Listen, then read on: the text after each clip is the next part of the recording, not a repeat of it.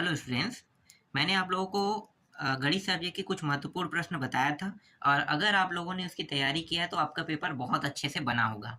आशा करता हूँ सभी लोग सभी प्रश्नों को पढ़े होंगे। मैं आपको पेपर दिखा देता हूँ, मैंने जो प्रश्न बताया था वो सब आया है। ठीक है, चलो मैं पहले आपको ए सेट दिखाने वाला हूँ। ए सेट के प्रश्नों को मिला लेना, ठीक है।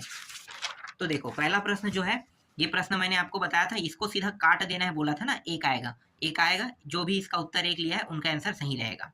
ठीक, आगे देखो।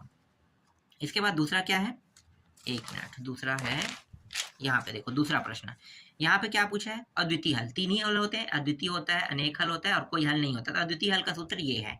जिन्होंने बी लिया है उनका आंसर सही रहेगा, ठीक है, ये बी सही है। ठीक, आगे देखो। बहुपद यहाँ पे क्या है, बहुपद ये दिया हुआ है शून्यांकों के गुणनफल। मैंने बताया था गुणनफल कैसे निकालते हैं। गुणनफल निकालने का तरीका है 3/4। क्या करते हैं, 3/4। 3/4 कहाँ पे दिया, यहाँ पे। ये क्या होगा, इसका उत्तर होगा। ठीक है, ये भी मिल गया। चलो आगे देखो। यहाँ पे ये देखो 1090 माइनस 60 अंश का मान होगा। मैंने 2 नंबर वाले प्रश्न में समझाया था ना। 1 नंबर वाले प्रश्न से रिलेटेड मैंने बताया था कि 2 नंबर वाले बहुत सारे टॉपिक जो है उसके थ्रू हमारा 1 नंबर के प्रश्न बनेगा। मैंने ये बात बताया था और वैसा ही यहाँ पे हो रहा है। तो ये 10 किस पे चेंज होगा, पहले तो कॉट पे चेंज होगा। कॉट पे चेंज होगा तो कॉट 60 हो जाएगा। ये कितना होगा, कॉट 60। कॉट 60 अंश का मान होता है 1/3। जिन्होंने भी ये उत्तर लिया उनका सही है। इसके बाद देखो यहाँ पे 18 और 6 का तृतीय अनुपात होगा। यहाँ पे लिखा है तृतीय अनुपात वाले तरीके मैंने बताए थे। जब भी ये 2 पद में दिया हो तो इसे 4 पद बनाना है, तो तृतीय अनुपात निकालना है, मतलब ये 2 बार आएगा। तो 6 गुणी 6, 6 का वर्ग हो जाएगा और 6 और 18 से भाग दे दो तो ये 6 छक्के 36, 36 को 18 से भाग दो कितना आएगा, 2 आएगा। तो उत्तर जिन्होंने 2 लिया है उनका आंसर सही रहेगा। ये पूरा मैंने बताया था। जो भी ए सेट पाए हैं ना, अगर मेरे वीडियो देखे हैं तो वो सारे प्रश्न आपके बन गए होंगे।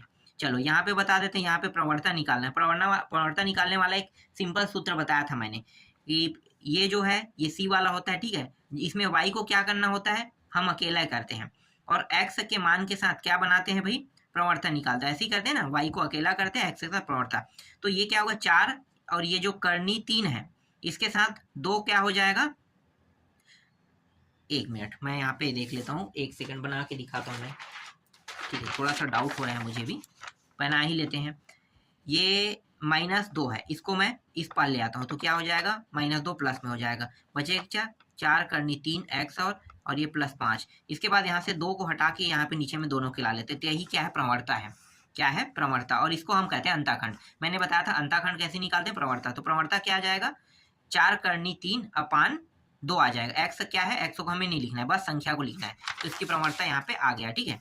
यहाँ पे ये किस अक्ष में है, तो देखो ये एक्स अक्ष है, ये वाई अक्ष है। तो वाई अक्ष का मान है, मतलब ये वाई अक्ष पे स्थित है। यहाँ पे उत्तर क्या लेना है, वाई लेना है। जो इन्होंने वाई लिया उनका आंसर सही है।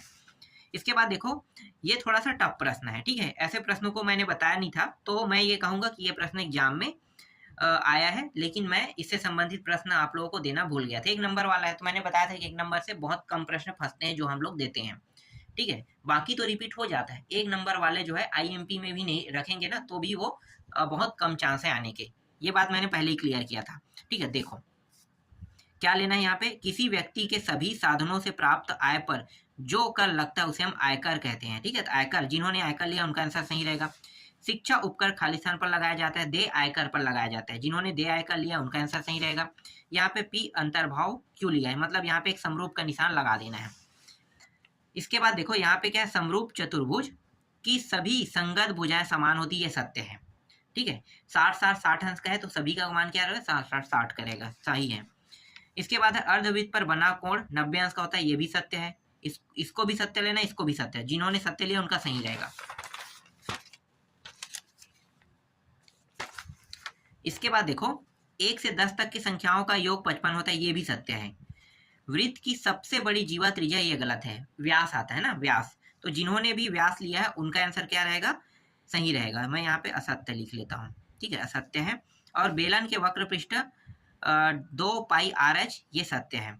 तो ये सत्य है, ये भी सत्य है, ठीक। तो सत्य असत्य सत्य। तो इस तरह से यहाँ पे मैंने बता दिया, ठीक है। तो एक एक नंबर वाले प्रश्न आप लोग मैच कर लेना। अब यहाँ पे देखो ये सारे प्रश्न मैंने बताया था, ये 2018 के सेट में आया था, इसको मैंने बताया भी था। क्या करना है, एक बार एक्स की जगह हम 0 लेके हल करना है, एक बार एक्स की जगह में जहाँ जहाँ एक्स है वहाँ पे 1 रख के। तो ये प्रश्न फंसा है, ठीक है, ये भी प्रश्न फंसा है। देख लो मैंने क्या बताया था, इन दोनों को काट देना है, 1 आएगा, इसका मान भी 1 आएगा, तो 1 1 कितना हो गया, 2, उत्तर 2 आएगा, आसानी से बन गया, ठीक है। इसके बाद देखो ये समांतर माध्य संबंधी, समांतर माध्य निकालने का मैंने तरीका बताया था, कैसे बताया था, पता है ना। क्या करना है, समांतर माध्यम देखो संख्या कितना है, 1 2 3 4 5 6, 6 संख्या है, 6 संख्या को क्या करेंगे, जोड़ देंगे, और जितने संख्या उतने से भाग दे देंगे, वही क्या कहलाता है, एन होता है ना। तो 6 से आप भाग कर दो, ठीक है, और ये इसके बराबर में क्या रहेगा, 20 रहेगा, ठीक। तो 20 गुणित, देखो थोड़ा सा मैं आपको बता देता हूँ, ऐसा पूरा सोल्यूशन देने की जरूरत तो नहीं है, बाकी तो आप लोग बना लिए होंगे, बहुत आसान रहता है ऐसे प्रश्न को। देखो ये सभी जोड़ देंगे, 6 plus 8 plus 20 plus P plus 6 plus 10 कितना है, 1 2 3 4 5 6, 6 है, 6 से ये रहा, और यहाँ पे 20 देना है, क्योंकि समांतर माध्यक मान कितना है, 20 है। तो ये जो 6 है ये इसके साथ गुणा हो जाएगा, कितना हो जाएगा, 6 दूनी 12, 120, ठीक है। इनको सबको जोड़ने के बाद क्या करोगे, जो ये नंबर प्राप्त होगा उस नंबर को इसके साथ क्या कर देना है, घटा देना है, और पी बस यहाँ पे अकेला रहेगा, जो उत्तर आएगा वही क्या होगा, पी का मान रहेगा। तो इस तरह से निकालते हैं। अब यहाँ पे देखो पांचवा प्रश्न भी आया है, प्रवर्तन निकालने का तरीका मैंने बताया था, कैसे निकालते हैं, y2 minus y1 x2 minus x1, बस वही करना है, किए होंगे तो सही है। मतलब इतना आसान प्रश्न आया है इसमें। यहाँ पे देखो समांतर श्रेणी के प्रथम पद और सार्वंतर भी दिया है, देखो, और एनवा पद भी दिया है, क्या निकालना है, ए एन का मान। अरे भैया ये तो बहुत और आसान हो गया, 2 नंबर के प्रश्न, इतना आसान प्रश्न तो। और ये प्रश्न देखो मैंने टिक कराया था, इसको भी, ये भी फंसा है, ठीक है। ये देखो समीकरण को हल कीजिए कह रहा है, क्या करना है, हल करना है, ठीक है। ये भी प्रश्न आया है। ये प्रश्न जो है विलोपन विधि, ठीक है, उन विधियों के माध्यम से बना सकते हो, चाहे आप अद्वितीय हल के थ्रू भी बना सकते हो, ये भी उसी तरह से बन सकता है। दोनों 2 तरीके हैं बनाने के, 2-3 तरीके हैं। इसके बाद ये प्रश्न देखो, क्रमागत संख्या सम संख्याओं का योग हमेशा 6 के गुणज होता है, तो ये 6 का गुणज वाला भी फंसा है, 6 सेंटीमीटर वाला अर्धव्यास, ठीक है। ये सारे प्रश्न मतलब अब आगे दिखाने की जरूरत नहीं है, बाकी तो पूरा आया है, तो अच्छा सा बना होगा, मैं आशा करता हूँ आप लोगों के प्रश्न जो है, तो जो इंपॉर्टेंट प्रश्न है वो तो मैं आपको पहले ही बता दिया था, और एक एक नंबर के सॉल्यूशन जो आपके गलत हो सकते हैं, बस उसको आप लोग क्या करना है, मैच कर लो, ठीक है। तो इस तरह से ये ए सेट कंप्लीट हो गया।